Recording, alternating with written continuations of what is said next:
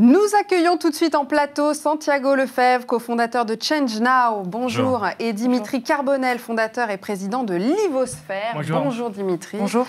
Alors, notre thème aujourd'hui, Tech for Good, vers des innovations utiles. Et on commence du coup avec ma première question. Oui. Y a-t-il trop d'innovations inutiles dans la tech, Dimitri? Je pense qu'il y en a pas mal, oui. Alors, je vais prendre un exemple qui est tout bête. C'est qu'au début de cette année, je suis allé au CES à Las Vegas, qui est un peu en fait, je dirais, l'événement central de tous les produits électroniques.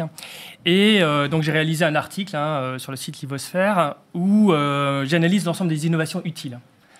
Un article, 16 pages. Je vais ensuite, quelques semaines plus tard, donc à Change Now, qui est l'événement, je dirais, qui devient incontournable sur l'innovation durable. Et là, j'ai fait 4 articles, au total 66 pages. Et si on regarde la surface d'exposition, je peux dire que en 1 mètre carré de Change Now, il y a environ 170 fois plus d'innovations utiles. Ce qui veut dire qu'il y a effectivement beaucoup d'innovations inutiles. Et maintenant, l'objectif, c'est vraiment de concentrer pour qu'il y en ait beaucoup plus qui soient utiles. Vous êtes d'accord, Santiago? Oui, moi ce que j'ai envie de dire, c'est que sur la notion d'utilité, en fait, elle est toujours à rattacher aussi à son époque et aux enjeux de son époque. C'est-à-dire que, par exemple, dans les années 50, l'enjeu, c'était clairement de libérer l'homme de plein de contraintes. On a fait le frigo, la machine à laver, etc. Après, on a eu cette quête de performance aussi, qui nous a suivis des années 80, je dirais, jusqu'à aujourd'hui. Et c'est vrai qu'aujourd'hui, on est clairement dans un changement de paradigme où l'utilité est en train de changer. La notion d'utilité est en train de changer. Et donc, c'est pour ça que je dirais qu'on a aussi une longue traîne de plein d'innovations qui peuvent être à côté des enjeux actuels. L'utilité, en fait, elle est liée à l'impact, finalement, aujourd'hui. L'impact positif, l'impact durable, éco-responsable. Il y a aussi de ça dans l'utilité, aujourd'hui. Tout à fait. Pour moi, en fait, l'utilité aujourd'hui, c'est de répondre à 4 grands enjeux qu'on a. En fait, on a un enjeu climatique. Donc voilà, quelles sont les innovations qu'on peut mettre en place pour réduire les émissions de CO2. On a les enjeux qui sont liés à la finitude des ressources. C'est-à-dire on consomme plus de 2 planètes par an aujourd'hui. Qu'est-ce qu'on peut mettre en place pour développer l'économie circulaire, pour créer des meilleures gestions de ressources? Là, le troisième, c'est sur la biodiversité. Voilà, clairement, on est dans un crack aujourd'hui de biodiversité. Qu'est-ce qu'on peut mettre en place pour sauvegarder et régénérer les écosystèmes? Et le dernier, pour moi, c'est clairement les enjeux humains. Qu'est-ce qu'on peut faire pour développer à la fois, on va dire, le côté inclusif, solidaire, mais également l'éducation, la santé. Voilà, c'est ça les enjeux qui, pour moi, aujourd'hui, sont d'utilité publique et d'utilité tout court. Et je dirais, et ça ne remet pas du tout en cause le fait qu'il faut avoir des business models durables derrière. Mais c'est juste, on fait du business et de l'innovation pour un bien commun. Et donc la tech va là-dedans, la Tech for Good commence, vous le voyez dans Change Now, qui est un événement consacré aux innovations positives pour la planète que vous avez lancé il y a 3 ans. Et donc comment vous les repérez, ces innovations? Alors la bonne nouvelle, c'est que des innovations utiles, il y en a plein dans le monde. Il y en a plein. Et on peut pas, il y en a tellement qu'on ne peut pas nous les repérer tout seul. Donc on a un réseau de partenaires, quelques centaines de partenaires qui sont des incubateurs, des investisseurs, des réseaux ou des fondations comme la Solar Impulse Foundation, qui nous envoient des signaux sur qu'est-ce qui est en train de bouger sur le territoire. Et nous, après, on les met en avant et on les accompagne. Quelques exemples de tech utiles, d'innovation utile? Alors, oui, il y en a plusieurs. Il y a par exemple Resortex, par exemple, qui font en fait des filaments qu'on peut mettre sur du textile. Et l'avantage que ça, c'est qu'il y a une grosse problématique de réutilisation de vêtements. Avec ce filament qui est capable de se dissoudre, en fait, il est beaucoup plus facile de réutiliser du textile. Et en plus, il y a une autre problématique, c'est en termes de main-d'œuvre, c'est que ça coûte beaucoup d'argent, effectivement, pour réutiliser, de recycler ou de réutiliser du textile, notamment. En ayant cette technique, c'est bien beaucoup plus simple. Et l'économie circulaire, comme le disait très bien Santiago, peut avoir un modèle qui soit durable. Vous aussi, vous l'avez vu, ce changement ces dernières années, que les innovations vont dans ce sens-là, obligatoirement. Enfin, en tout cas, oui. il faut y aller, quoi. En fait, je rejoins le point de Santiago, c'est la question d'utilité. C'est-à-dire qu'au départ, on dit utile pourquoi? Pour gagner de l'argent, pour faire plus de buzz. En fait, là, la question qu'on doit se poser, c'est nous, quand on veut faire quelque chose d'utile, c'est effectivement pour la planète ou ses habitants.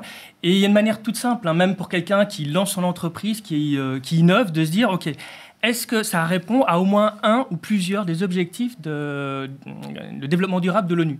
Si ce n'est pas le cas, il y a peut-être quelques questions à se poser. Ça ne veut pas dire qu'il faut avoir que des innovations utiles. On n'est pas dans une société uniquement utilitariste. Heureusement, il y a de la peinture, de l'art, de la culture. Il y a plein de choses qui sont, entre guillemets, pas utiles, dans le sens peut-être qu'on disait là, qui sont très importantes. En revanche, il y a aussi beaucoup d'innovations inutiles qui ne servent à rien. Et là, je pense que c'est essentiel de les réduire. Vous, chez Livosphère, donc c'est un cabinet de conseil, vous accompagnez vos clients vers ces innovations utiles, justement ? Oui, vraiment l'objectif, c'est d'une part de partir des problématiques des entreprises. Ensuite, c'est plus le rôle d'un architecte, en fait, d'imaginer des solutions, à la fois pour vraiment utiliser des technologies comme l'IA, l'IoT, etc., mais en les utilisant de manière intelligente et pour aboutir ensuite à des solutions qui soient opérationnelles dans le temps. Et là, je travaille beaucoup, notamment sur la mise en place d'une plateforme d'économie circulaire, justement pour mettre en place ou utiliser la technologie au bénéfice justement des objectifs, d'avoir une vraie utilité pour la société. La tech, c'est pas un secteur très polluant de base, si ? Dans tous les cas, la tech, en fait, toute activité est polluante de base.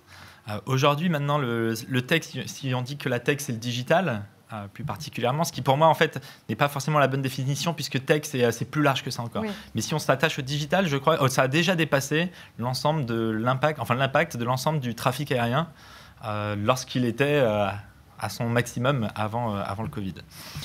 Donc oui, en soi c'est très polluant. Il y a maintenant aussi beaucoup d'innovations qui s'attachent à essayer de résoudre ça, à voir comment est-ce qu'on réduit l'impact du digital, parce que voilà, comment est-ce qu'on réduit le fait qu'un mail ça soit 20 grammes de CO2 en moyenne, par exemple. Donc voilà, ça c'est en train de se mettre en place. Et puis après, il y a aussi la question de savoir si, comme ce qu'a annoncé Microsoft, on réduit et en plus on compense. Voilà, et après on supprime, c'est ça. Oui, parce que typiquement, d'un côté, les innovations technologiques peuvent effectivement consommer beaucoup, notamment par la création, que ce soit de l'IA, parfois la blockchain aussi, peut consommer de l'énergie. La question c'est qu'est-ce qu'on en fait ? Si par exemple j'utilise de l'IA pour réduire fortement ma consommation d'énergie pour le chauffage dans ma maison, pour réduire la climatisation, là effectivement ça a du sens. Si je l'utilise pour autre chose, là ça n'en a pas. Et je reprends un autre exemple en termes de pollution. Quand j'étais au CES, il y avait notamment une chatière avec une reconnaissance faciale pour chat. Donc c'est complètement inutile, on consomme, on pollue pour rien. Bon. Maintenant, si on utilise cette technologie pour associer avec des caméras thermiques et qu'on les met par exemple dans un élevage de cochons et qu'on est capable d'identifier quels sont les cochons qui sont malades et juste de guérir ceux-là et de ne pas mettre des antibiotiques ou picousser l'ensemble des cochons avec des antibiotiques. Ben là, pour le coup, ça a un vrai sens. Et on peut le faire aussi avec des drones dans le domaine, par exemple, des champs, pour réduire très fortement la quantité de pesticides qui est utilisée. Donc là, ça a du sens. Donc il faut toujours se poser la question de, OK, je mets en place une innovation, d'avoir, est-ce que cette innovation répond vraiment au problème ? Est-ce que je ne suis pas en train de créer une usine à gaz ? Et de l'autre côté, quel est l'impact positif que ça peut apporter ? Et c'est ça qui permet de dire, est-ce qu'elle pollue ou pas les technologies ou les innovations. Et ils se les posent, ces questions, en ce moment, ceux qui innovent. En tout cas, pas mal d'innovateurs se la posent. C'est poussé c'est une tendance de fond. C'est-à-dire que même les investisseurs se la posent aussi. De plus en plus de fonds cherchent justement à investir dans des projets qui sont porteurs de sens comme ça. Et d'ailleurs, ce qu'on a pu voir aussi sur les derniers mois, c'est qu'il y a une fidélité plus grande des investisseurs pour les projets avec des critères ESG.